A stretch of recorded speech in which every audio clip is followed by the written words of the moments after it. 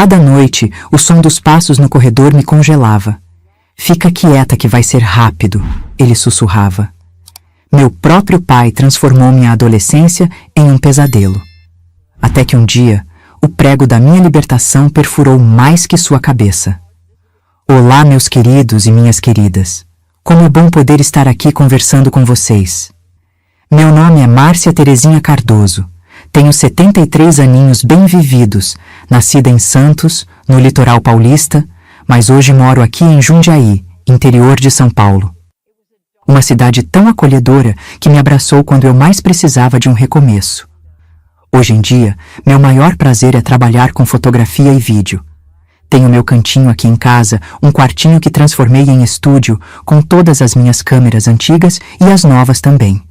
Vocês não imaginam a coleção que tenho. Desde a minha primeira Polaroid dos anos 70 até esse equipamento digital moderníssimo que meu neto me ensinou a usar. É com ele que estou gravando esse vídeo para vocês agora. Comecei a me interessar por fotografia ainda jovem, mas foi só depois dos 50 anos que transformei essa paixão em profissão. Fotografei casamentos, aniversários, festas de formatura. Como costumava dizer para meus clientes, não vendo fotos, vendo memórias emolduradas. E hoje, aposentada, faço vídeos como este para compartilhar minhas histórias. A fotografia me ensinou algo precioso, que podemos capturar a verdade em um instante, que uma imagem pode revelar o que palavras tentam esconder. Aprendi que a câmera não mente, sabe? Ela registra o que está lá, quer as pessoas gostem ou não. Talvez por isso eu tenha me apegado tanto a essa arte. Aqui de casa dá para ver a Serra do Japi lá ao fundo, sabia? É um cenário que já fotografei em todas as estações do ano, com todos os tipos de luz. Tenho um álbum só com fotos dessa serra. Quando o sol nasce, aquela serra fica toda dourada, parece até pintura. Tenho algumas dessas fotos emolduradas pela sala. E vocês, meus queridos que estão me assistindo, façam um favor para essa vovó aqui. Cliquem naquele botãozinho de gostei e se inscrevam no canal. Esse botãozinho é como um abraço que vocês me dão, sabia? E ativem o sininho também, para não perderem nenhuma história dessa vovó aqui. Ah, e me contem aqui nos comentários, de qual cidadezinha vocês estão me assistindo? E em que horinha do dia vocês encontraram esse vídeo? Logo cedinho com o café quentinho, depois do almoço, ou já de noitinha, preparando para dormir? Eu adoro ler cada comentário e saber que tem gente de todo canto me ouvindo. É como se eu tivesse netos e netas espalhados por esse Brasil todo. Hoje eu queria contar para vocês uma história difícil, mas que precisa ser contada. Uma história de quando o lar, que deveria ser nosso porto seguro, se transforma na nossa maior ameaça. E como, mesmo nas situações mais difíceis, podemos encontrar uma saída. Nem sempre do jeito que imaginamos, mas sempre há uma luz, por menor que seja, no fim do túnel. Sabe, nem sempre meus dias foram tranquilos como são hoje, fotografando paisagens e gravando vídeos. Houve um tempo em que cada anoitecer trazia um peso no meu peito, um medo que parecia uma pedra me afundando. E foi há muito, muito tempo atrás, quando eu era apenas uma menina em Santos. Nasci em Santos, em 1952, numa casinha simples no bairro da Ponta da Praia, não muito longe do mar. Era uma casa de madeira, pintada de azul claro, com janelas que rangiam quando o vento forte do oceano soprava. O quintal era pequeno, mas tinha um pé de jabuticaba que, na época certa, ficava todo pretinho de frutas. Eu e meus irmãos disputávamos para ver quem colhia mais. Éramos 4 irmãos. Eu, a mais velha, Geraldo, 2 anos mais novo, Cláudia, que veio 3 anos depois, e Tadeu, o caçulinha, que chegou quando eu já tinha 9 anos. Mamãe, Lourdes Aparecida, trabalhava como costureira. Tinha os dedos sempre marcados de agulha e uma paciência de santa para bordar detalhes em vestidos de noiva. Quantas vezes adormeci ouvindo o barulhinho da máquina de costura dela, tec, tec, tec, até altas horas. Papai, Ivo Cardoso, trabalhava no porto. Saía cedinho, ainda escuro, e voltava quando o sol já estava se pondo. Nas épocas de muito movimento no porto, às vezes ficava dias sem aparecer em casa. Quando chegava, trazia sempre alguma coisa diferente. Uma fruta estranha de outro país, um pedaço de madeira exótica, uma revista com fotos de lugares distantes. Acho que foi daí que veio meu amor por imagens, por registrar o que os olhos veem. Nossa rotina era simples como a de qualquer família daquela época. Acordávamos com o cantar do galo do vizinho, tomávamos café com pão feito em casa e leite entregue pelo leiteiro na porta. Nós, crianças, íamos para a escola municipal a pé. Era só atravessar 5 quarteirões. Lembro dos meus sapatos pretos de verniz que guardava com tanto cuidado e do uniforme azul e branco que mamãe passava com goma para ficar bem durinho. Nas tardes de sábado, íamos todos para a praia. Papai pegava uma caixa de madeira onde guardava anzóis, linhas e iscas e nos levava para pescar na beirada. Eu adorava ficar olhando o horizonte, onde o céu se encontrava com o mar. Mamãe dizia que eu vivia no mundo da lua, sempre observando tudo, decorando cada detalhe. Uma das minhas brincadeiras preferidas era fazer teatro de sombras na parede do quarto que dividia com Cláudia. Usava a luz do lampião. Naquela época ainda não tínhamos eletricidade em todos os cômodos, e criava histórias movendo as mãos. Cláudia adormecia, ouvindo minhas histórias inventadas, histórias de princesas que se salvavam sozinhas, sem precisar de príncipe nenhum. Quando fiz 10 anos, ganhei de presente uma caixinha de papelão com um buraquinho. Era uma câmera Pinhole, dessas feitas em casa. Tio Juvenal, irmão de mamãe que trabalhava como assistente de fotógrafo, me ensinou a usá-la. Olha, Márcia, a luz entra por esse furinho e desenha a imagem lá dentro, de cabeça para baixo. É como se capturasse um pedacinho do mundo. Fiquei encantada com aquilo. Mesmo sem poder revelar as imagens, era caro demais para nossa condição. Eu passava horas fotografando mentalmente tudo ao meu redor, enquadrando o mundo com meus dedinhos em forma de retângulo. A escola era meu refúgio. Sempre gostei de estudar, especialmente português e ciências. A professora Olga, de ciências, me emprestava livros com fotografias de animais, plantas, o corpo humano. Foi ela quem me mostrou pela primeira vez como funcionava uma câmera fotográfica de verdade. É como o olho humano, Márcia. A luz entra pela lente, como entra pela nossa pupila, e forma a imagem lá dentro. Aquilo me pareceu mágico, mas nossa vida começou a mudar quando eu tinha 12 anos. Primeiro foi o acidente no porto. Uma carga mal amarrada caiu e atingiu vários trabalhadores. Papai não se machucou gravemente, apenas alguns cortes nas costas, mas ficou semanas em casa, recebendo um salário menor. O dinheiro, que já era pouco, ficou ainda mais escasso. Então veio a doença de mamãe.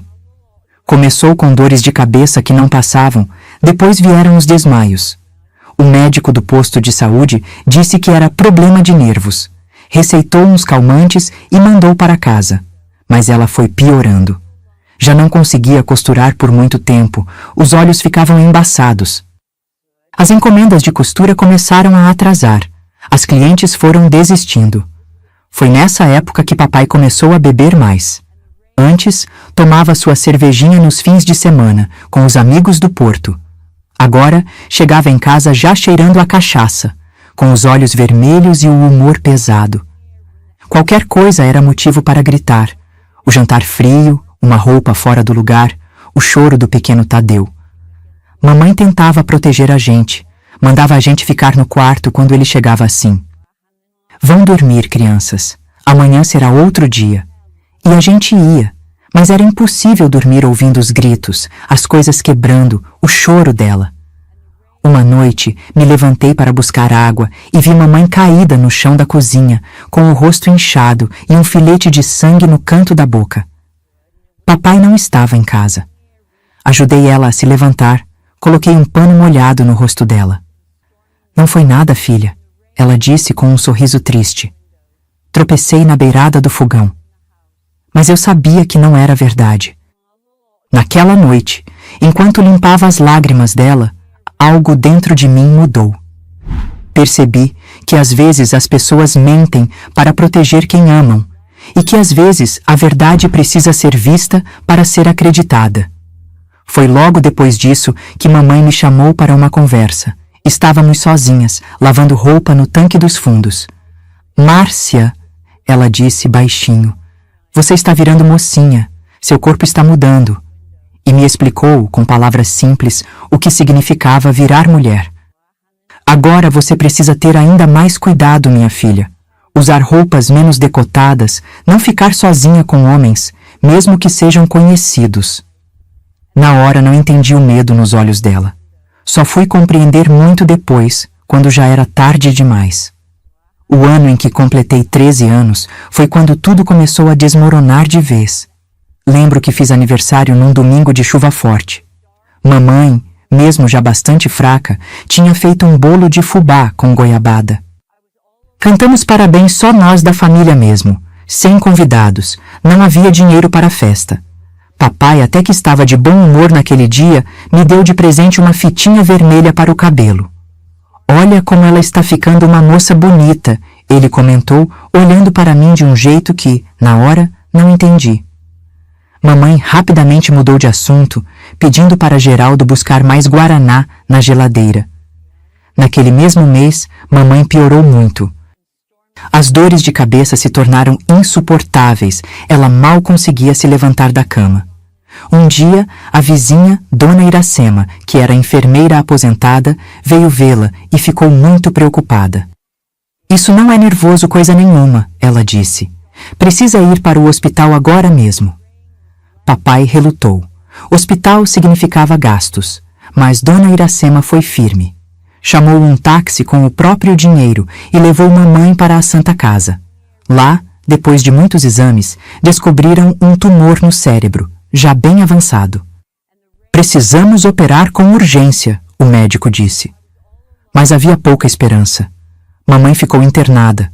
Papai voltou para casa transtornado, bebeu até cair e no dia seguinte saiu para o trabalho sem dizer uma palavra para nós. Fiquei responsável pela casa e pelos meus irmãos. Geraldo, com 11 anos, me ajudava como podia.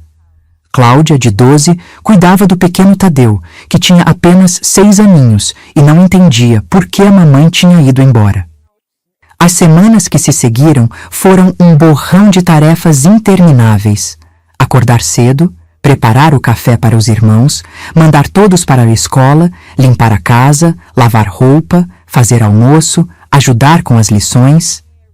À noite, quando o papai chegava, geralmente bêbado, eu já tinha colocado meus irmãos para dormir. Deixava o jantar dele na mesa e me recolhia, exausta, para o quarto que dividia com Cláudia. Mas numa dessas noites, algo diferente aconteceu. Acordei com a porta do quarto se abrindo.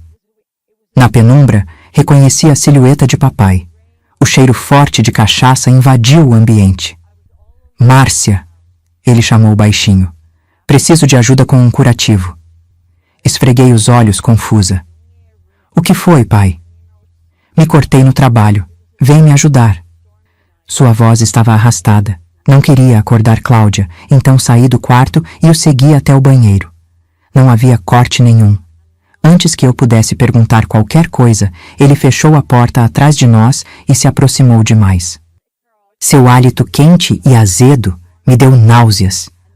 Como você tá parecida com sua mãe quando era jovem, ele disse, passando a mão pelo meu rosto. Recuei, assustada, mas o banheiro era pequeno demais. Pai, tá tarde, preciso dormir. Tentei dizer, mas minha voz saiu fraca. Ele segurou meu braço com força. Agora, você é a mulher da casa. Tem que cuidar de tudo, de todos nós. Não vou entrar em detalhes sobre o que aconteceu depois. Algumas memórias são como fotografias que guardamos em gavetas trancadas, que só abrimos quando é absolutamente necessário. O que posso dizer é que naquela noite, algo dentro de mim se quebrou.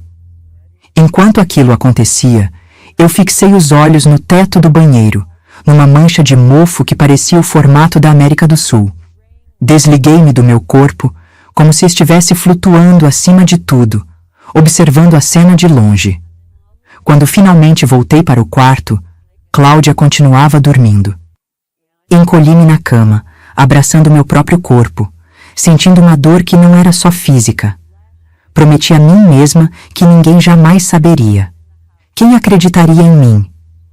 E o que seria dos meus irmãos se algo acontecesse com papai? Na manhã seguinte, ele agiu como se nada tivesse acontecido. Tomou café, reclamou da dor de cabeça da ressaca e saiu para o trabalho.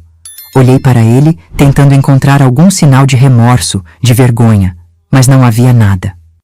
Para ele, eu era apenas um objeto, algo a ser usado e descartado. Fui visitar mamãe no hospital naquele dia.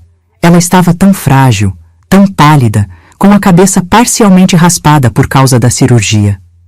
Segurei sua mão e chorei, mas não contei o motivo. Ela já tinha fardos demais para carregar. "O que foi, minha filha?" ela perguntou, acariciando meu rosto com dedos trêmulos. "Nada, mãe. Só cansaço", respondi, forçando um sorriso. "Está tudo bem em casa. Não se preocupe." Ela apertou minha mão, como se soubesse que eu mentia. "Márcia, se alguma coisa, qualquer coisa acontecer, procure a dona Iracema. Ela vai te ajudar." Será que ela suspeitava? Será que, de alguma forma, ela sempre soube que isso poderia acontecer? Nunca tive coragem de perguntar. As semanas se transformaram em meses. A situação em casa seguia o mesmo padrão terrível. Papai chegava bêbado quase todas as noites. Eu aprendia a perceber os sinais, o jeito como ele olhava para mim durante o jantar, como sua voz mudava quando mandava meus irmãos para a cama mais cedo. Nos dias piores, eu ouvia seus passos pesados no corredor, parando na porta do meu quarto. Nessas noites, eu me deitava de costas para a porta, rezando para que ele não entrasse. Mas os passos no corredor sempre paravam na minha porta. Eu sentia o peso dele na cama atrás de mim, e então ouvia seu sussurro gelado no meu ouvido. "Fica quieta que vai ser rápido." E eu aprendi a me desligar do meu corpo, a viajar para longe até que terminasse. De dia éramos estranhos. Ele, o pai trabalhador. Eu, a filha dedicada cuidando da casa e dos irmãos. Ninguém jamais suspeitaria do que acontecia quando as luzes se apagavam. Foi nessa época que meu interesse por fotografia se intensificou, mas de uma forma diferente. Comecei a ver na câmera uma forma de registrar a verdade, de capturar evidências. Um dia, remexendo nas coisas de tio Juvenal guardadas no armário, ele tinha ido trabalhar em São Paulo e deixou algumas coisas conosco, encontrei uma câmera fotográfica antiga, uma Kodak de fole. Estava sem filme, claro, mas funcionava. Escondia embaixo da minha cama. Durante o dia, quando papai não estava, eu pegava a câmera e praticava. Fotografava sem filme, apenas para aprender os movimentos, entender como funcionava. Imaginava como seria capturar imagens que mostrassem a verdade sobre nossa casa, sobre o que acontecia nas noites. Não que eu fosse usar essas fotos, era apenas uma fantasia de justiça, de poder expor a verdade. Mamãe faleceu no inverno de 1966. A cirurgia não conseguiu remover todo o tumor e ela foi definhando aos poucos.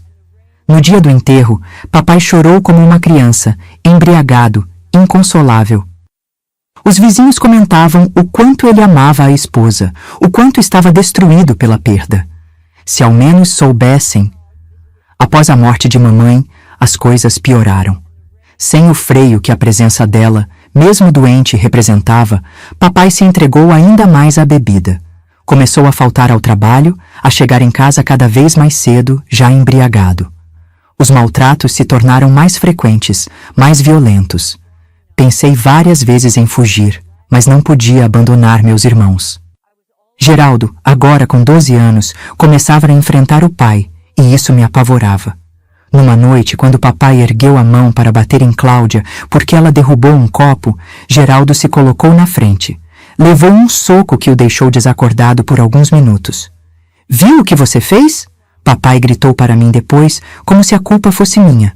"Se você fizesse direito seu papel, nada disso aconteceria." Aquela noite foi um ponto de virada. Percebi que as coisas só piorariam, que eventualmente meus irmãos descobririam, ou pior, poderiam se tornar alvos também.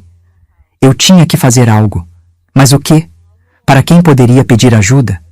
Quem acreditaria na filha contra o pai, o respeitado trabalhador portuário, viúvo, criando sozinho 4 filhos? Foi então que me lembrei das palavras de mamãe. Procure a dona Iracema. Mas dona Iracema havia se mudado para morar com a filha em Praia Grande. Não havia ninguém em quem confiar.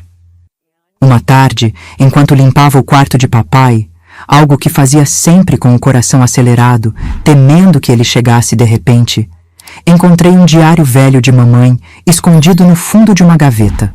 Folheando-o, descobri que ela sabia. Não explicitamente, talvez, mas suspeitava. Havia anotações sobre o comportamento estranho de papai, sobre como ele olhava para mim quando achava que ninguém estava vendo. Tenho medo do que possa acontecer quando eu não estiver mais aqui, dizia uma entrada datada de poucos meses antes de sua morte.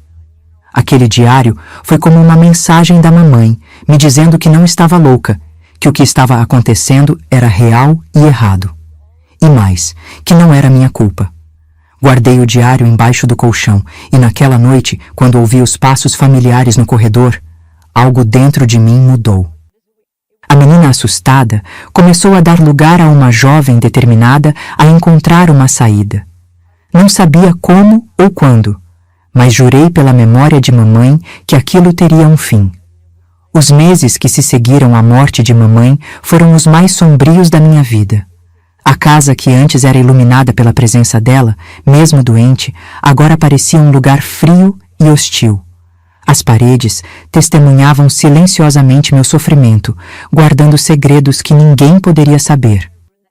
O luto de papai se manifestava de maneiras cada vez mais destrutivas.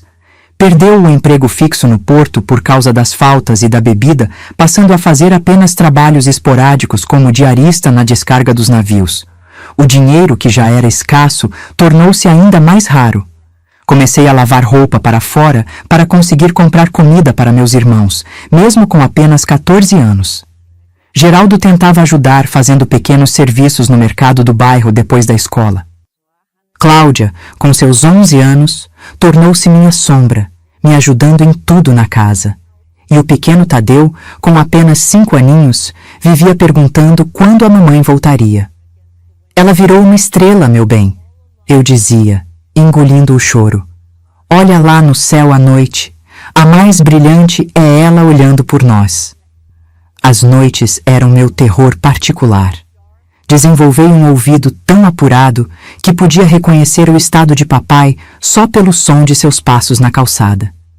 Se estavam firmes, significava que estava sóbrio, uma raridade que me dava algumas horas de paz. Se arrastados, cambaleantes, sabia o que me esperava. Nesses dias, tentava me trancar no quarto com Cláudia, fingindo que já estávamos dormindo. Mas as fechaduras não o impediam. Abre essa porta, Márcia. Você sabe o que acontece se eu tiver que forçar, ele gritava, batendo com força. Para não acordar meus irmãos, para não assustá-los mais do que já estavam, eu abria. E então, recomeçava o pesadelo. Durante o dia, me isolava cada vez mais. Parei de frequentar a escola regularmente. Como poderia com tantas responsabilidades em casa? As poucas amigas que tinha foram se afastando. Eu mesma criava distância, com medo de que percebessem o que estava acontecendo, com vergonha de algo que não era minha culpa, mas que sentia como uma marca invisível que todos poderiam ver. A câmera de tio Juvenal tornou-se meu refúgio secreto. Não tinha dinheiro para comprar filme, mas mesmo assim passava horas estudando seu mecanismo, imaginando como poderia usá-la. Um dia, encontrei um manual de fotografia na biblioteca municipal. Passei a tarde inteira lá, absorvendo cada palavra, aprendendo sobre luz, ângulos, como as imagens se formavam. O bibliotecário, Sr. Augusto, notou meu interesse. Gosta de fotografia, menina? Ele perguntou, ajeitando os óculos no nariz fino. Sim, senhor, respondi timidamente. Tenho uma câmera do meu tio, mas não tenho filme. Ele sorriu com gentileza. Tenho alguns rolos antigos guardados. Na próxima vez que vier, traga sua câmera e vemos se servem. Foi o primeiro gesto de bondade que recebi em muito tempo. Na semana seguinte, levei a Kodak escondida na bolsa. Senhor Augusto examinou-a com cuidado.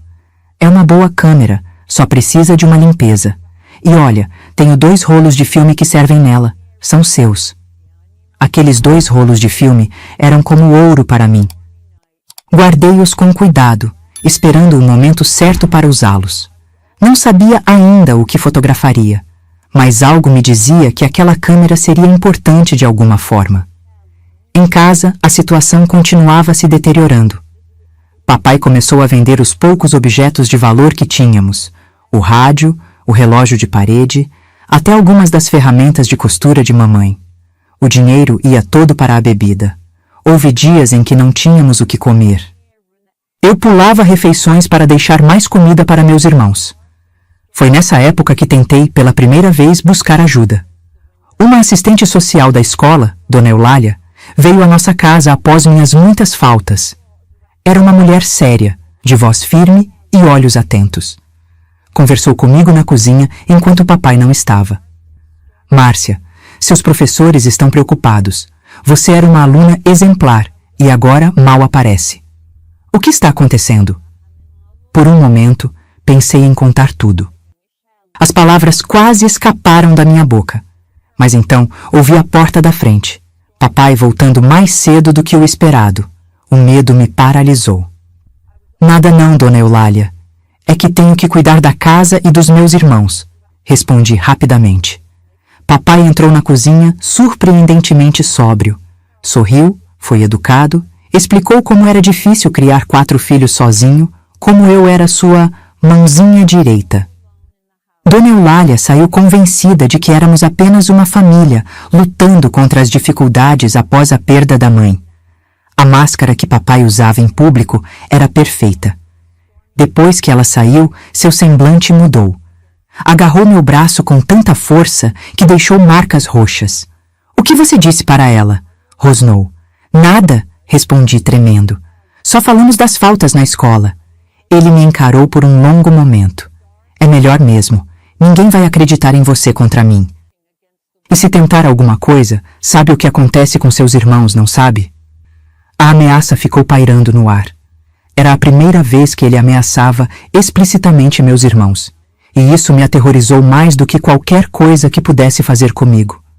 Naquela noite, quando tudo escureceu e a casa silenciou, sentei na beirada da cama com o diário de mamãe nas mãos. Folheando suas páginas à luz fraca da lua que entrava pela janela, encontrei uma passagem que não tinha notado antes. Às vezes penso em fugir com as crianças, ela escreveu. Mas para onde iríamos? Quem acreditaria em mim? O que seria deles sem um pai? As palavras de mamãe ecoavam meus próprios pensamentos, meus próprios medos. Como ela, eu me sentia presa, sem saída. Mas diferente dela, eu tinha uma determinação crescendo dentro de mim. Uma raiva surda que começava a superar o medo. Uma noite, após um episódio particularmente brutal, quando papai finalmente saiu do meu quarto e eu pude respirar novamente, tomei uma decisão. Não fugiria. Para onde iria com 3 crianças pequenas? Não pediria ajuda. Quem acreditaria? Faria algo diferente. Usaria a única coisa que tinha: a verdade. E a verdade, como aprendi nos livros de fotografia, podia ser capturada em imagens. Com cuidado, planejei cada detalhe. Limpei a câmera seguindo as instruções que encontrei em um livro na biblioteca.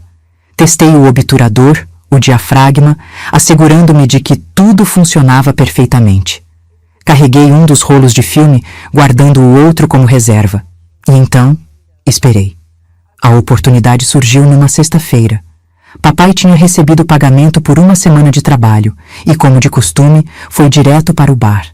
Sabia que voltaria tarde e bêbado. Pedi a Geraldo que levasse Cláudia e Tadeu para passar a noite na casa de uma vizinha, Dona Zuleide, com a desculpa de que eu estava com um resfriado forte e precisava descansar. Assim que ficamos sozinha, preparei tudo. Posicionei a câmera no armário do quarto, parcialmente escondida entre algumas roupas, com um ângulo perfeito para capturar a cama. Era uma câmera manual, sem flash, mas a luz do poste que entrava pela janela seria suficiente. Testei o disparo silencioso várias vezes, assegurando-me de que sabia exatamente como e quando apertar. E então, com o coração batendo tão forte que parecia que ia explodir, deitei-me na cama e esperei. O tempo se arrastava. Cada minuto parecia uma hora. Finalmente, ouvi o som familiar. A porta da frente se abrindo com dificuldade, os passos pesados e cambaleantes no corredor, a respiração pesada se aproximando do meu quarto. A porta se abriu. Fingi estar dormindo, de costas para a entrada, como sempre fazia. Ouvi-o se aproximar, sentir o peso dele afundando o colchão. E então, as palavras que eu já conhecia de cor. Fica quieta que vai ser rápido. Naquele momento, fiz o que nunca tinha feito antes. Em vez de me desligar, de viajar para longe na minha mente, permaneci presente. Cada segundo, cada movimento, cada detalhe ficou gravado na minha memória, enquanto discretamente esticava a mão para o armário e, no momento exato, apertava o disparador da câmera. O clique foi quase imperceptível no silêncio da noite, abafado pelas roupas do armário. Ele não notou nada, perdido no seu próprio mundo de violência. Quando terminou e saiu cambaleando do quarto, fiquei deitada, imóvel, por um longo tempo. Não chorei. Pela primeira vez, senti algo diferente do medo e da vergonha. Senti poder. Na manhã seguinte, retirei a câmera do esconderijo e a guardei em segurança. Agora tinha evidências. Não sabia exatamente como usaria aquelas imagens, mas sabia que elas representavam minha única chance de libertação. Nas semanas seguintes, continuei com meu plano. Consegui mais 2 rolos de filme do Sr. Augusto, que parecia preocupado com minha aparência cada vez mais abatida, mas nunca fez perguntas diretas. Documentei sistematicamente o padrão de abuso. Não apenas as noites de terror, mas também as marcas que ficavam, os hematomas nos braços, o lábio cortado quando tentei resistir uma vez, o olhar vazio no espelho que nem eu mesma reconhecia mais. Enquanto isso, Geraldo, agora com 13 anos, começava a fazer perguntas. Por que o pai sempre quer falar com você sozinha à noite? Ele perguntou uma vez, seus olhos jovens, cheios de uma compreensão além da idade. São coisas da casa, Geraldo, respondi, sem conseguir encará-lo. Não se preocupe. Mas ele se preocupava. Começou a tentar ficar acordado até mais tarde, a se colocar entre mim e papai quando este chegava bêbado. Uma noite, papai o empurrou com tanta força que ele bateu a cabeça na quina da mesa. O corte precisou de pontos. Foi a gota d'água. Percebi que meu tempo estava se esgotando. Ou eu agia logo, ou Geraldo faria algo impulsivo que poderia colocá-lo em perigo. Precisava finalizar meu plano. Naquela época, havia um rapaz na reveladora de fotos do centro, Edmilson, que sempre me olhava com gentileza quando eu passava. Um dia, criei coragem e entrei na loja. Queria revelar umas fotos, disse, colocando um dos rolos sobre o balcão. Edmilson sorriu. Claro, demora uns 3 dias, tem um formulário para preencher. Hesitei. Essas fotos são especiais, não podem ser vistas por qualquer pessoa. Ele franziu a testa confuso. Como assim? São provas, sussurrei, sem saber como explicar sem dizer demais. Algo no meu olhar deve ter comunicado a seriedade da situação, porque ele assentiu lentamente. Entendo, posso revelar eu mesmo depois do expediente. Ninguém mais vai ver. 3 dias depois, voltei. Edmilson me entregou um envelope pardo. Não olhei, disse ele, sério. Mas seja lá o que for, parece importante. Tem certeza que não quer ajuda? Balancei a cabeça. Obrigada, mas isso é algo que preciso resolver sozinha. Saí da loja com as fotos, sem coragem de olhar ali mesmo. Só quando cheguei em um banco da praça, longe de olhares curiosos, abri o envelope. As imagens eram nítidas, inegáveis. A luz do poste tinha sido suficiente para capturar cada detalhe sórdido. Fechei o envelope rapidamente, sentindo um misto de nojo e triunfo. Agora tinha provas. Agora podia agir. Mas agir como? Para quem mostraria aquelas fotos? A polícia? Os vizinhos? Quem acreditaria em uma menina de 15 anos contra um homem adulto, um pai de família? Foi então que tive uma ideia. Não precisava mostrar as fotos para todo mundo. Bastava uma pessoa, ele mesmo. Aquela sexta-feira de junho de 1967 ficou marcada na minha memória como o dia em que tudo mudou.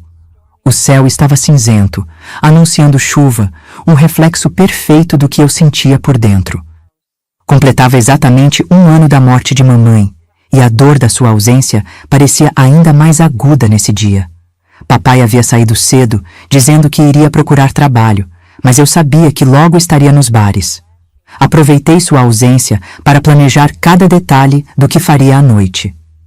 Mandei Geraldo, Cláudia e Tadeu dormirem na casa de Dona Zuleide novamente, dessa vez com a desculpa de que era aniversário de morte da mamãe e eu precisava de um tempo sozinha. Tem certeza que não quer que eu fique com você?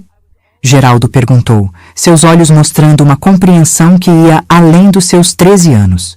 Ele vinha tentando me proteger, ficando acordado até tarde, colocando-se entre mim e papai sempre que podia. Tenho certeza, respondi, abraçando-o com força. Amanhã tudo vai estar diferente, prometo.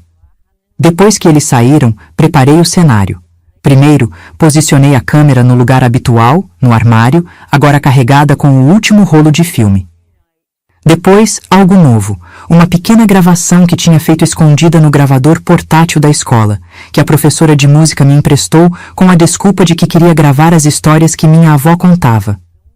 Na verdade, tinha gravado papai em uma de suas noites de fúria, capturando suas palavras, suas ameaças, o som inconfundível do que acontecia depois. Por fim, o envelope com as fotos já reveladas. Coloquei-o sobre a mesa da cozinha, bem visível. Queria que ele visse primeiro as imagens, que entendesse o que eu tinha antes mesmo de confrontá-lo. Enquanto esperava, fiz mais uma coisa. No galpão dos fundos, onde papai guardava suas ferramentas, encontrei um pedaço de madeira com um prego enferrujado na ponta. Não era uma arma propriamente dita, mas serviria como proteção se as coisas saíssem do controle. Escondi-o debaixo da cama, ao alcance da mão. As horas se arrastavam. A chuva começou a cair, primeiro leve, depois em torrentes pesadas que batiam contra as janelas. O barulho da água abafaria qualquer som que viesse da nossa casa naquela noite. Finalmente, pouco depois das 11, ouvi a porta da frente. Os passos estavam mais firmes que o habitual. Ele não estava tão bêbado quanto eu esperava. Isso me preocupou. Precisava que ele estivesse alterado o suficiente para não pensar com clareza, mas não tão bêbado que não compreendesse a gravidade da situação. Fiquei no meu quarto, sentada na beirada da cama, ouvindo seus movimentos pela casa. Ele foi à cozinha primeiro, como sempre fazia para pegar mais uma dose antes de vir ao meu quarto. Foi quando deve ter visto o envelope. Houve um longo silêncio, então o som de papel sendo rasgado. Depois, um estrondo. Ele deve ter derrubado uma cadeira. Ouvi seus passos pesados vindo em direção ao meu quarto, mais rápidos que o normal. A porta se abriu com violência, batendo contra a parede. Ele estava lá, o rosto contorcido de fúria, as fotos amassadas em sua mão. — O que é isso? Rugiu, avançando para mim. — O que você fez, sua desgraçada? Recuei contra a parede, mas mantive a voz firme. — É a verdade, pai. É o que você tem feito comigo desde que a mamãe adoeceu. Ele olhou para as fotos novamente, depois as jogou no chão. — Ninguém vai acreditar nisso. É sua palavra contra a minha. Sou seu pai. — Não é só minha palavra, respondi, indicando a câmera ainda posicionada no armário. Tenho mais fotos não reveladas nessa câmera. E isso... Apontei para o pequeno gravador que tinha colocado sobre a mesa. Sua voz está aí. Todas as coisas que você me disse, que fez. Seu rosto empalideceu por um instante, mas logo a raiva voltou, ainda mais intensa. Você acha que isso muda alguma coisa? Quem vai acreditar em você? Uma menina problemática, que mal vai à escola, contra um pai trabalhador, viúvo? Ele avançou mais um passo. Instintivamente, recuei para mais perto da cama, onde o pedaço de madeira estava escondido. Todo mundo vai acreditar, respondi, surpreendendo a mim mesma com a firmeza na voz. Já fiz cópias dessas fotos. Se algo acontecer comigo, elas vão parar na delegacia, no jornal, na igreja, em todo lugar. Todo mundo vai saber o que você fez. Era uma mentira. Não tinha feito cópia alguma, mas ele não precisava saber disso. Por um momento, vi o medo em seus olhos. Ele olhou para a câmera, para o gravador, para as fotos espalhadas no chão. Então, como um animal encurralado, avançou para a câmera. "Vou destruir essa porcaria!" gritou, agarrando a Kodak e arrancando-a do esconderijo. Foi nesse instante que percebi, ele ia destruir todas as evidências e depois viria atrás de mim. Não haveria mais noites de abuso silencioso. Seria muito pior. O medo tomou conta de mim por um segundo, mas logo foi substituído por uma clareza absoluta. Enquanto ele estava distraído tentando abrir a câmera para arrancar o filme, estiquei a mão sob a cama e agarrei o pedaço de madeira. Levantei-me lentamente, sentindo o peso do objeto na mão. O prego enferrujado brilhou fracamente à luz fraca do quarto. "Pode ser rápido, sim, pai", disse, repetindo suas próprias palavras. "Mas não se esquece de sorrir. Olha a câmera ali." Ele virou-se confuso e então viu o que eu segurava. Por um instante, seu rosto mostrou incredulidade. Ele não podia acreditar que a filha submissa, a vítima silenciosa, pudesse retaliar. "O que você pensa que vai fazer com isso?" Ele rosnou, largando a câmera e avançando para mim. Não respondi. Não havia mais nada a dizer. Quando ele deu mais um passo em minha direção, ergui o braço e golpeei com toda a força que tinha acumulado em anos de raiva contida. O prego pegou em cheio na lateral da cabeça dele. Não sei se foi o choque do impacto ou a força do golpe, mas ele caiu instantaneamente, como um saco pesado. Um filete de sangue começou a escorrer pelo seu rosto enquanto ele jazia imóvel no chão do quarto. Fiquei parada, o pedaço de madeira ainda na mão, tremendo da cabeça aos pés. Será que tinha matado meu próprio pai? Por um momento, não consegui me mover. Então, percebi que ele ainda respirava. O peito subia e descia lentamente. Saí do transe. Precisava agir rápido.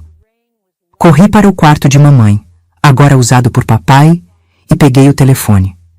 Minhas mãos tremiam tanto que mal conseguia discar. "Dona Zuleide?" disse quando ela atendeu. "É a Márcia. Por favor, fique com meus irmãos até amanhã.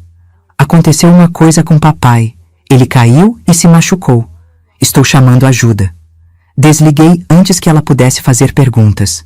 Em seguida, hesitei. Para quem ligar? A polícia? Uma ambulância? E se ele acordasse antes que alguém chegasse? Foi quando notei que a respiração dele tinha ficado mais irregular. O ferimento na cabeça sangrava bastante agora, formando uma poça no chão. Ele precisava de atendimento médico urgente ou poderia morrer. Por um breve, terrível momento, pensei em não fazer nada. Em deixá-lo ali, sangrando. Seria tão fácil dizer que ele chegou bêbado, caiu e bateu a cabeça. Ninguém questionaria. Todos sabiam de seu problema com a bebida. Mas não pude. Por mais que ele merecesse sofrer pelo que tinha feito, eu não era uma assassina. Não queria carregar esse peso pelo resto da vida. Disquei o número da emergência. "Preciso de uma ambulância", disse a atendente. "Meu pai caiu e bateu a cabeça. Está inconsciente e sangrando muito." Dei o endereço e desliguei. Depois, numa decisão rápida, peguei as fotos do chão, a câmera e o gravador. Coloquei tudo numa sacola de pano junto com algumas roupas, documentos e o diário de mamãe. Se ia fazer isso, precisava ir até o fim. Antes da ambulância chegar, fiz mais uma ligação para a delegacia de polícia. Com a voz mais firme que consegui reunir, disse: "Preciso denunciar um abuso. Meu pai, ele tem abusado de mim há 2 anos. Tenho provas." O policial do outro lado pareceu confuso, depois desconfiado. "Quantos anos você tem, menina?" 15, mas tenho provas. Fotografias, gravações. Houve um silêncio então. Onde você está agora? Dei o endereço novamente. Meu pai está inconsciente. Ele tentou destruir as provas e eu me defendi. Já chamei uma ambulância. Fique onde está, ele disse, agora com a voz mais séria. Estamos enviando uma viatura. Quando desliguei, senti um misto de terror e alívio. Não havia volta. O que quer que acontecesse a partir dali, o silêncio tinha sido quebrado. A verdade estava exposta. A ambulância chegou primeiro. Os paramédicos entraram rapidamente e se ocuparam de papai, ainda inconsciente no chão do quarto. O que aconteceu? Perguntou um deles enquanto verificava os sinais vitais. Ele tentou me atacar. Respondi, mostrando as marcas antigas de hematomas nos braços. Me defendi com isso. Apontei para o pedaço de madeira, agora no chão.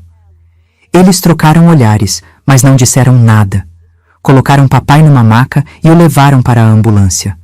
Um deles ficou para trás por um momento. Você tem para onde ir, menina? Perguntou com genuína preocupação. A polícia está a caminho, respondi. Tenho coisas para mostrar a eles.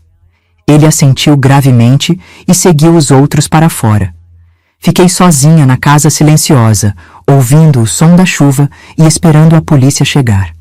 Era como se estivesse num sonho, ou melhor, como se tivesse finalmente acordado de um longo pesadelo. Não sabia o que aconteceria comigo, com meus irmãos, com papai. Mas sabia que pela primeira vez em anos tinha tomado as rédeas da minha própria vida. Quando a viatura da polícia finalmente chegou, com as luzes azuis e vermelhas iluminando a rua através da chuva, senti uma estranha calma. Peguei minha sacola e caminhei para a porta da frente. Era hora de contar minha história. A chuva continuava caindo quando entrei na viatura policial.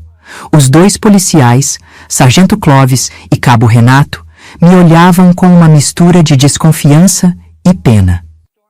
Levaram-me para a delegacia do centro, um prédio antigo com paredes descascadas e um cheiro forte de cigarro e mofo. Fui conduzida a uma sala pequena com uma mesa de metal e 3 cadeiras desconfortáveis. Espere aqui, disse o sargento. A assistente social está a caminho. Fiquei ali, sozinha, por quase 2 horas. O relógio na parede parecia mover-se em câmera lenta.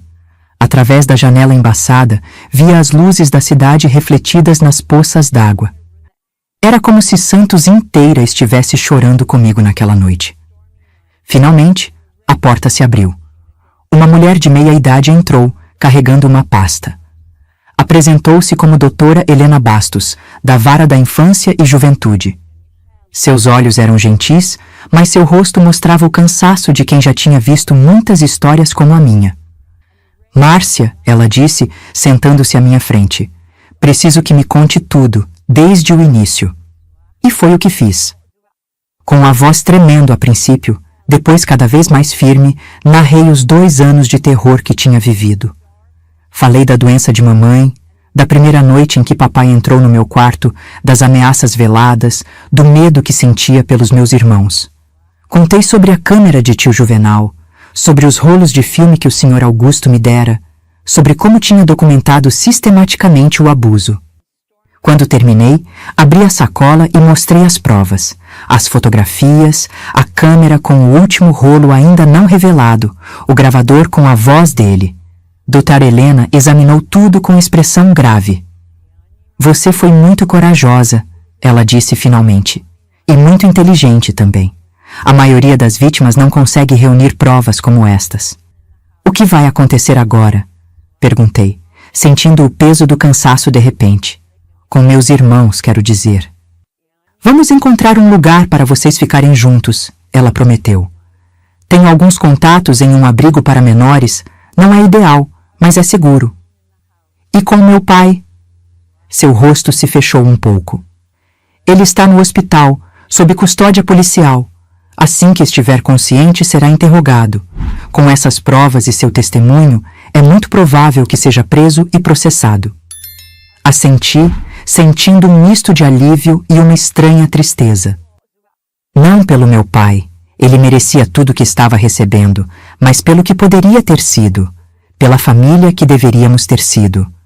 Passei aquela noite no abrigo municipal, um lugar simples, mas limpo.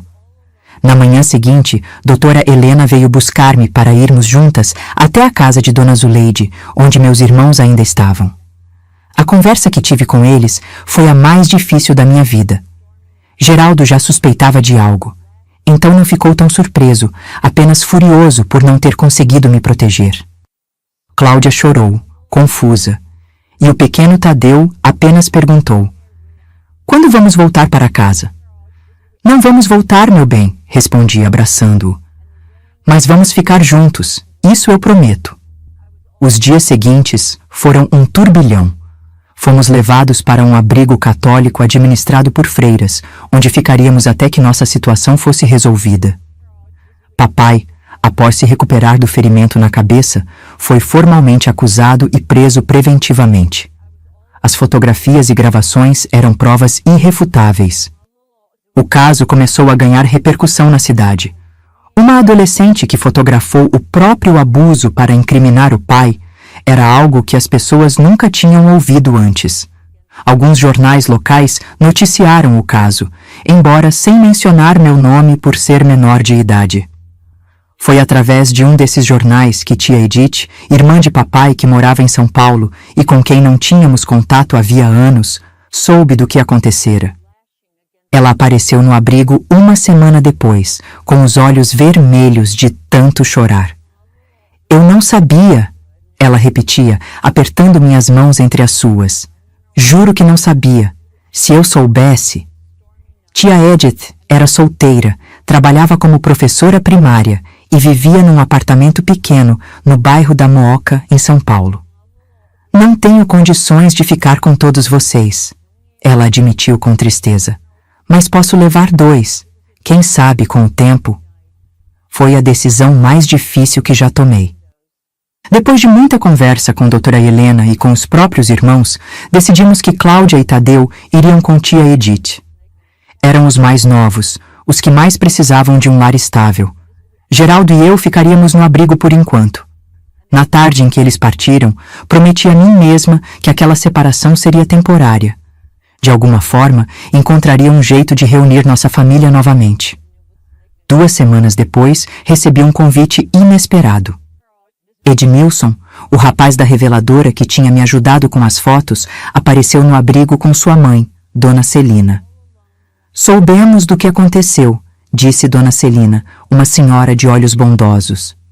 "Edmilson me contou como você foi corajosa. Temos um quarto vago em casa, desde que minha filha mais velha se casou. Se quiser, pode ficar conosco." Olhei para Geraldo, hesitante. Não queria me separar dele também. "Temos espaço para seu irmão também", acrescentou Dona Celina, como se lesse meus pensamentos. "Não é grande coisa, mas é um lar." Foi assim que Geraldo e eu fomos morar com a família Torres. Eles tinham uma casa simples no bairro do Macuco, não muito longe do porto. Edmilson, com 20 anos, ainda morava com os pais e trabalhava na reveladora. Tinha mais 2 irmãos mais velhos, já casados, que vinham visitar aos domingos. Dona Celina e seu Januário, o pai de Edmilson, nos acolheram como se fôssemos da família. Pela primeira vez em anos, senti o que era ter um lar seguro, onde não precisava dormir com medo. O julgamento de papai aconteceu 6 meses depois. Foi um processo doloroso. Tive que testemunhar, reviver tudo novamente. Mas as provas eram incontestáveis. Ele foi condenado a 12 anos de prisão. Quando o juiz anunciou a sentença, não senti alegria ou vingança. Apenas um imenso alívio, como se um peso enorme tivesse sido tirado dos meus ombros. Saí do tribunal de cabeça erguida, com Dona Celina e Edmilson ao meu lado. "Acabou", disse Edmilson, apertando minha mão gentilmente. "Agora você pode seguir em frente." E foi o que fiz. Com o apoio da família Torres, voltei à escola para concluir os estudos. Nos finais de semana, íamos a São Paulo visitar Cláudia e Tadeu, que estavam se adaptando bem à vida com tia Edith. Geraldo conseguiu um emprego como office boy em um escritório de advocacia e começou a juntar dinheiro para o futuro. O interesse por fotografia, que tinha começado como uma necessidade de documentar o horror, transformou-se em uma paixão genuína. Edmilson me ensinou técnicas de revelação, composição, uso de luz. Comecei a fotografar coisas belas. O nascer do sol na praia, crianças brincando, idosos conversando nos bancos da praça. Em 1969, quando completei 17 anos, aconteceu algo que mudaria o rumo da minha vida. Uma exposição de fotografia amadora foi organizada na Casa da Cultura de Santos. Edmilson me incentivou a participar. Suas fotos têm algo especial, ele disse. Uma sensibilidade, uma forma de captar a emoção das pessoas. Relutante, inscrevi 3 fotografias. Uma de Geraldo olhando o mar, outra de Tadeu rindo enquanto brincava com um peão, e uma terceira da mão enrugada de Dona Celina segurando um terço. Para minha surpresa, ganhei o 2º lugar. Entre os jurados estava Otávio Mendonça, um fotógrafo renomado que trabalhava para uma revista em São Paulo. Ele veio falar comigo após a premiação.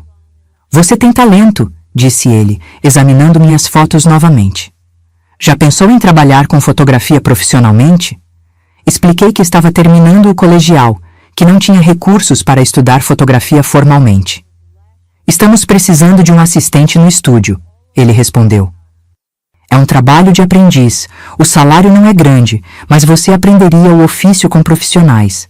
Se interessar, venha a São Paulo na próxima semana para conversarmos." Aquela oportunidade parecia boa demais para ser verdade. Conversei com Dona Celina e seu Januário, que me incentivaram a aceitar. "É uma chance única", disse seu Januário, "e você estaria mais perto de Cláudia e Tadeu." Na semana seguinte, Edmilson me acompanhou a São Paulo. O estúdio de Otávio ficava num sobrado antigo na Rua Augusta. Era um espaço amplo, com equipamentos que eu só tinha visto em revistas. Após uma breve entrevista e um teste prático, fui contratada. "Quando pode começar?" perguntou Otávio. "Preciso de 1 mês", respondi, "para terminar a escola e organizar a mudança." Aquele mês passou voando. Concluí o colegial, organizei a mudança para São Paulo, onde dividiria um quarto na pensão de Dona Matilde, uma amiga de tia Edith no bairro da Liberdade. Geraldo decidiu ficar em Santos com a família Torres. Tinha seu emprego, estava economizando para a faculdade de Direito. A despedida foi emocionante. Dona Celina chorou como se eu fosse sua própria filha. Seu Januário me deu um envelope com algum dinheiro para emergências. E Edmilson? Bem, Edmilson e eu tínhamos desenvolvido um carinho especial um pelo outro ao longo daqueles 2 anos. Nada havia acontecido.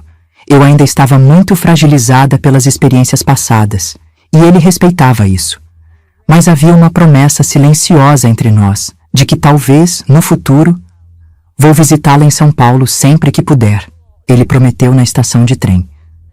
"Estarei esperando", respondi, sentindo as lágrimas queimarem meus olhos.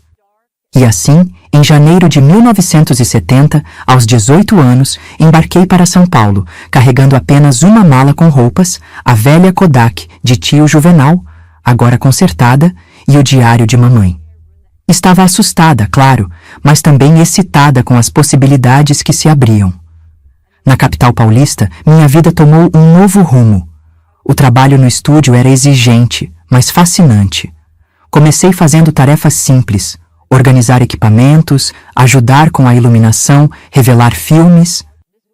Mas Otávio era um excelente mentor e, percebendo meu interesse e dedicação, foi me ensinando técnicas mais avançadas. Nos finais de semana, visitava Cláudia e Tadeu na casa de tia Edith. Era maravilhoso ver como estavam crescendo bem, longe da sombra do que tínhamos vivido. Cláudia, agora com 12 anos, estava se tornando uma adolescente vivaz, apaixonada por livros. Tadeu, com 8, era um menino alegre que adorava jogar futebol.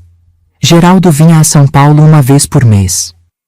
Tinha sido aprovado na faculdade de Direito em Santos e estudava à noite enquanto continuava trabalhando durante o dia.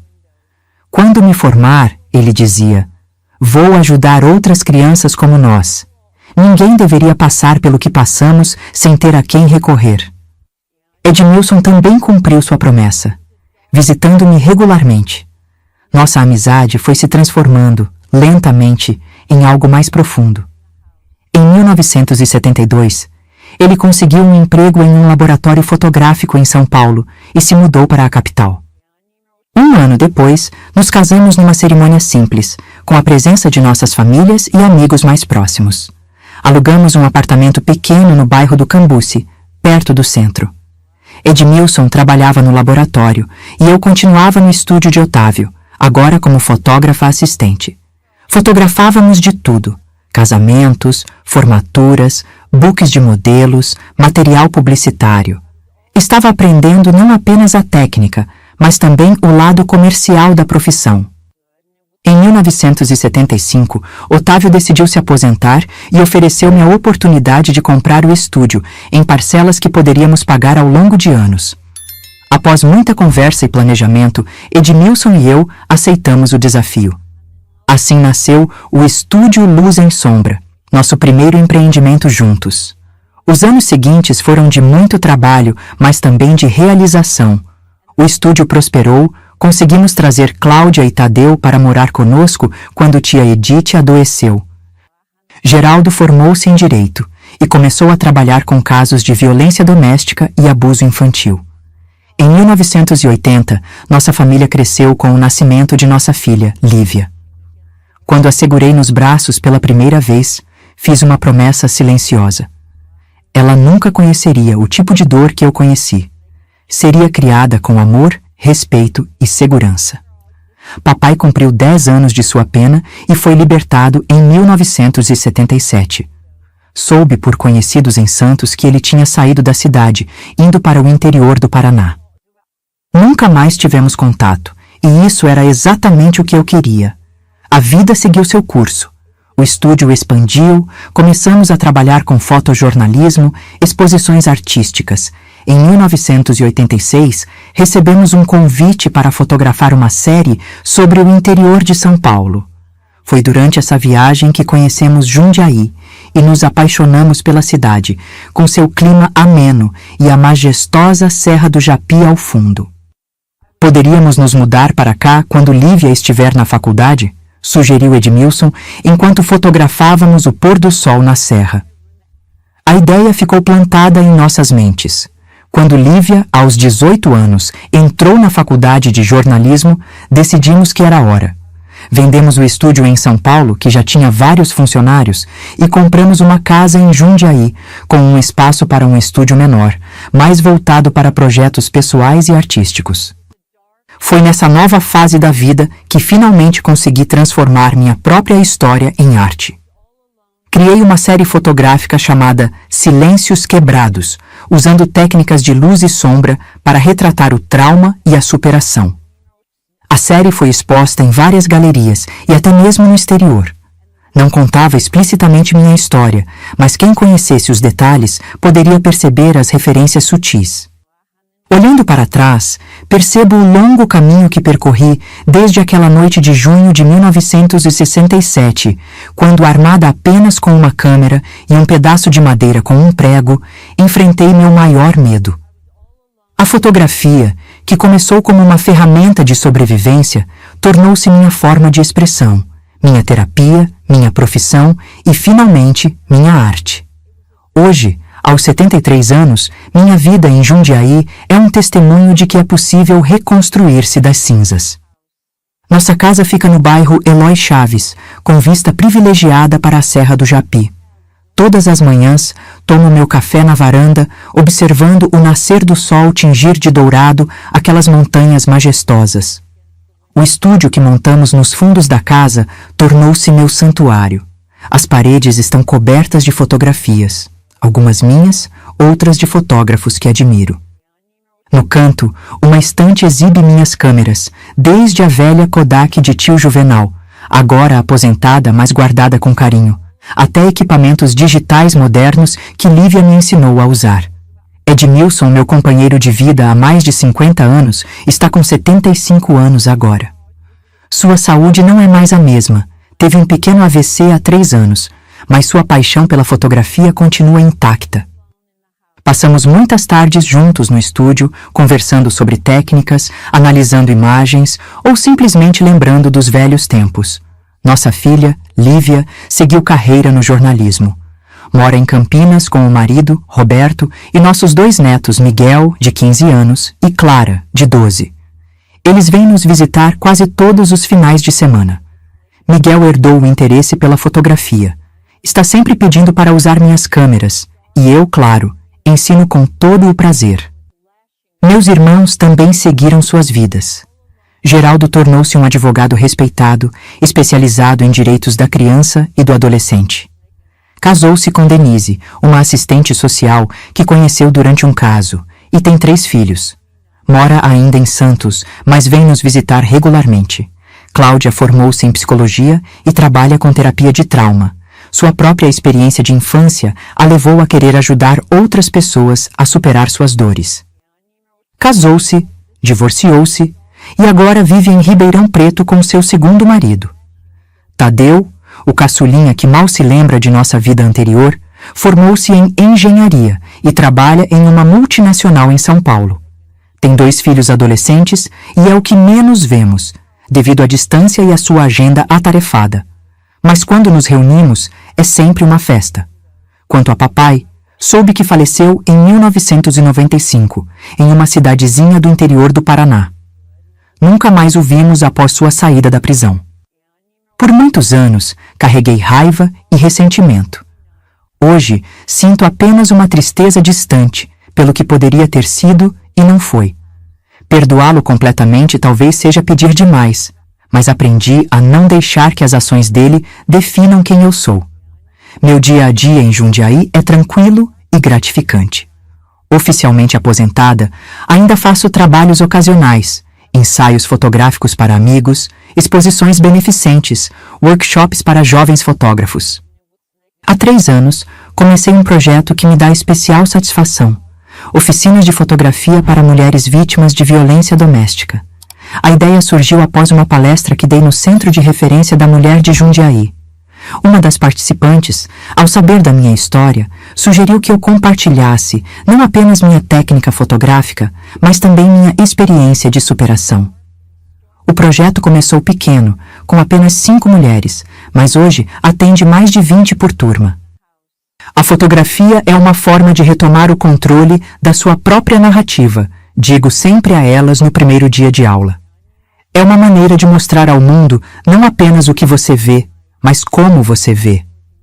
Ver essas mulheres descobrindo sua voz através das imagens que capturam é uma das maiores alegrias da minha vida atual. Muitas chegam quebradas, com o olhar baixo, incapazes de enxergar beleza em qualquer coisa. Semanas depois, estão fotografando flores, crianças brincando, o pôr do sol, redescobrindo a beleza do mundo e, mais importante, sua própria força interior. Além das oficinas, mantenho uma rotina ativa. Caminho todas as manhãs pelo bairro, frequento um grupo de hidroginástica para a terceira idade 2 vezes por semana. Participo de um clube de leitura mensal na biblioteca municipal. Os domingos são sagrados para a família, seja recebendo os netos em casa, seja visitando os filhos de meus irmãos. Também dedico parte do meu tempo ao voluntariado no Conselho Tutelar de Jundiaí. Não como conselheira oficial, mas como uma espécie de mentora para crianças e adolescentes em situação de vulnerabilidade. Compartilho minha história de forma adaptada, mostrando que é possível superar até mesmo as experiências mais traumáticas. No ano passado, para celebrar meus 50 anos de carreira fotográfica, o Museu da Imagem e do Som de Jundiaí organizou uma retrospectiva do meu trabalho. Através das lentes do tempo, 5 décadas de Márcia Cardoso reuniu mais de 200 fotografias, desde meus primeiros ensaios amadores até os projetos mais recentes. A exposição incluía uma sessão especial dedicada à série Silêncios Quebrados, onde finalmente me senti pronta para revelar publicamente a história por trás daquelas imagens. Não foi fácil, reviver aquelas memórias nunca é, mas senti que era importante. Como disse no catálogo da exposição, o silêncio protege o agressor. A verdade, mesmo dolorosa, liberta a vítima. A resposta do público foi avassaladora. Recebi dezenas de cartas e e-mails de pessoas que se identificaram com minha história que encontraram coragem para denunciar seus próprios agressores, que buscaram ajuda após anos de silêncio. Foi então que percebi: minha dor, transformada em arte, podia ajudar a curar outras dores. Em casa, tenho um canto especial na estante onde guardo as memórias mais preciosas. O diário de mamãe, já amarelado pelo tempo. A primeira câmera que ganhei de tio Juvenal. O troféu da exposição de fotografia de 1969.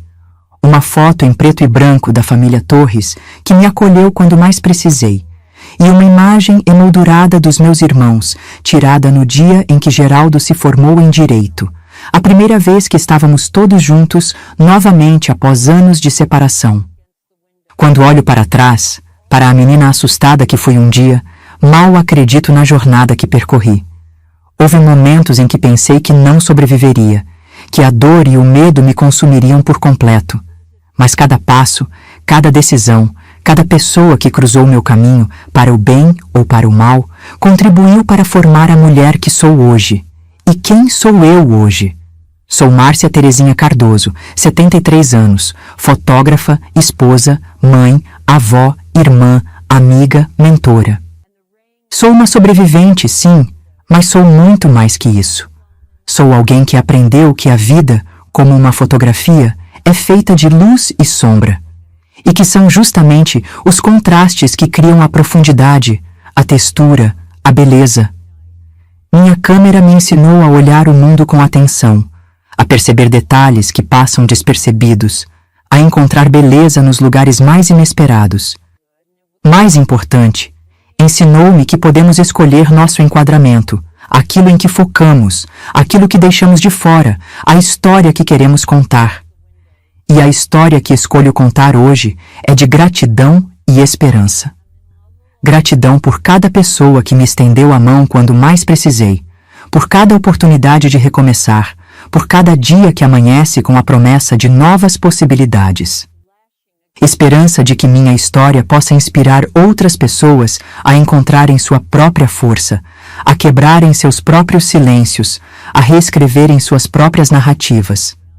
Hoje, quando aponto minha câmera para a Serra do Japi e capturo o sol nascendo por trás das montanhas, sei que estou fotografando muito mais que uma paisagem.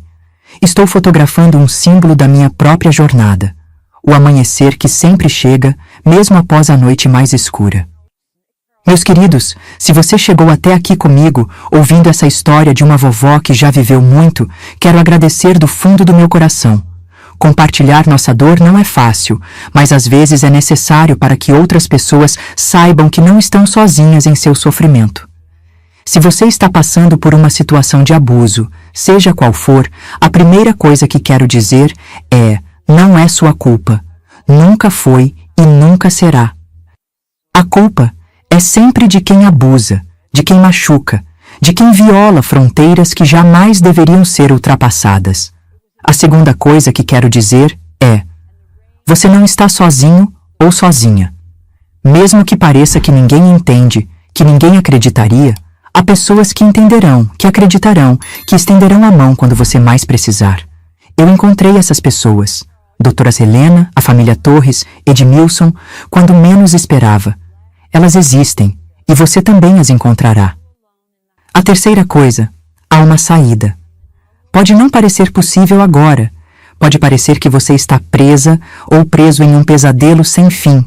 Mas acredite, a liberdade existe, a cura é possível, e você merece ambas.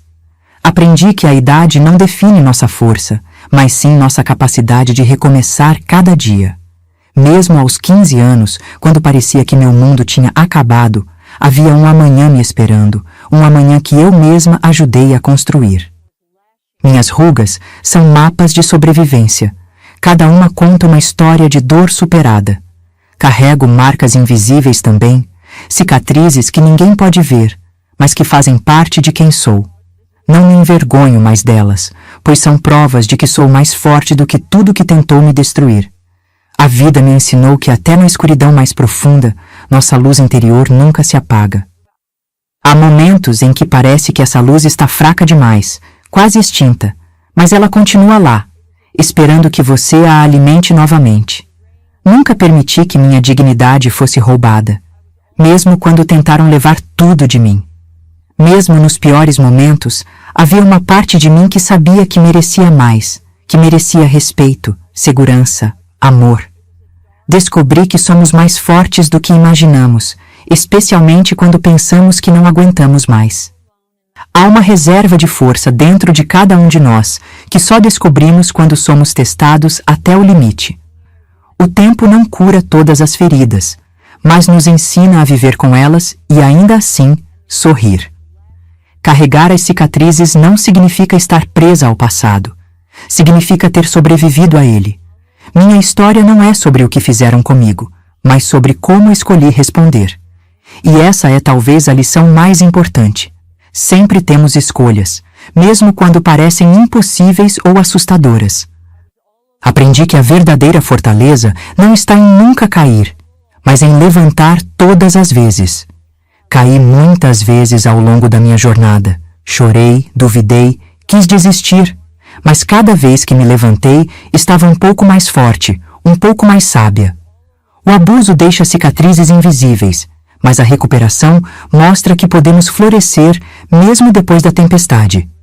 Como aquelas flores teimosas que nascem nas rachaduras do concreto, podemos encontrar maneiras de crescer mesmo nos ambientes mais hostis. Descobri que minha voz, mesmo trêmula, tem poder quando decido usá-la. Foi difícil falar, expor a verdade, quebrar o silêncio. Mas cada palavra dita foi um tijolo na construção da minha liberdade. A idade me deu sabedoria para entender que nunca é tarde para recomeçar. Tenho reinventado minha vida várias vezes ao longo dessas 7 décadas, e cada recomeço trouxe novas cores, novos sabores, novas alegrias. Minha experiência me ensinou que nossa história não termina nos capítulos dolorosos. Há muito mais páginas a serem escritas, e somos nós, não nossos agressores, que seguramos a caneta. Aprendi que sobreviver é uma forma de resistência e viver bem é a melhor vingança. A maior derrota que pude impor ao meu agressor não foi quando o denunciei, mas quando reconstruí uma vida feliz, plena e significativa, apesar de tudo que ele tentou tirar de mim. Para aqueles que estão sofrendo agora, quero que saibam, em cada país, em cada cidade, existem pessoas e organizações prontas para ajudar. Busque informações sobre serviços de proteção na sua região. Pode ser um conselho tutelar, um centro de referência da mulher, uma delegacia especializada, uma linha de apoio. Se não se sentir seguro para buscar ajuda oficial imediatamente, confie em alguém. Um professor, um vizinho, um amigo, alguém da sua igreja ou comunidade.